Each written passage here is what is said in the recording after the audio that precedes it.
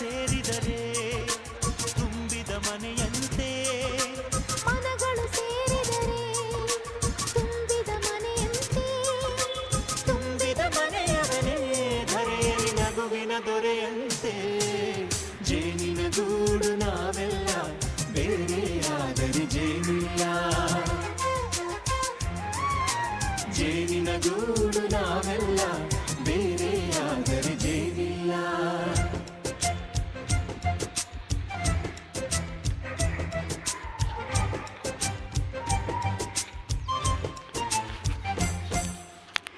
ಬದುಕಿನ ಬೆಂಡಿಗೆ ಅಂಟಿರೋ ಜೋಳದ ಕಾಳುಗಳ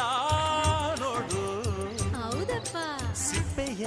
ಸೂರಿನಲ್ಲಿ ಸಹಜೀವನ ಮಾಡು ಅವರ ಕಾಳುಗಳ ನೋಡು